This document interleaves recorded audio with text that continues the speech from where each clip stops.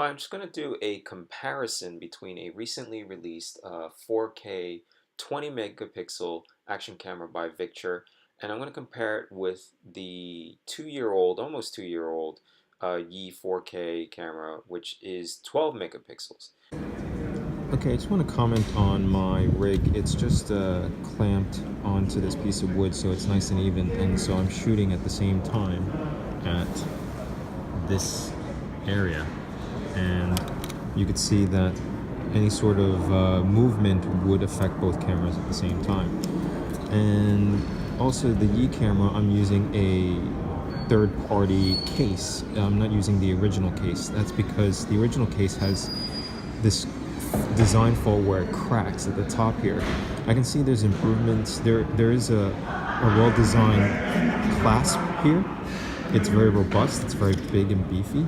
And also like the buttons, you notice that even though it's plastic, it's nice and flat, so it's nice to press on.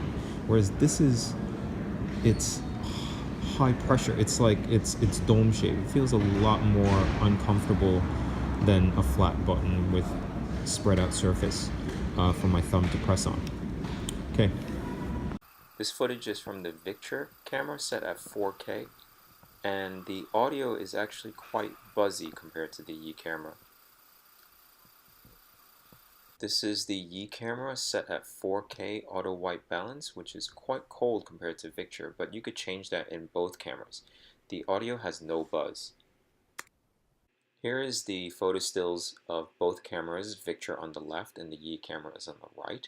And you can see that although Victure has 20 megapixels versus the 12 on the right, the Yi camera is actually much sharper. So the Victure camera has a wide dynamic range, and you can see that in its left photo, and the Yi camera is on the right. And you can see the Yi camera is actually overexposed because it's struggling to handle direct sunlight against a shaded background.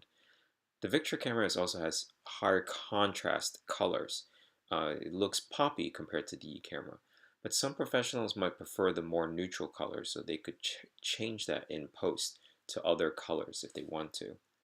The coolest feature on the Victure camera is its dual battery charger, which is also USB, micro USB compatible. You can see that I'm using an external battery pack charging the two batteries as well.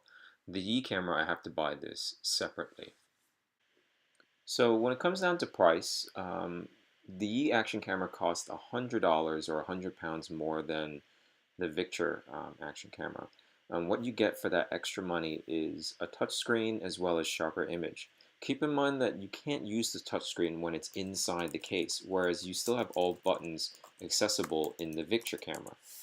I hope you enjoyed this review, and if you want to see more of this, just like and subscribe. I'll see you next time. Bye.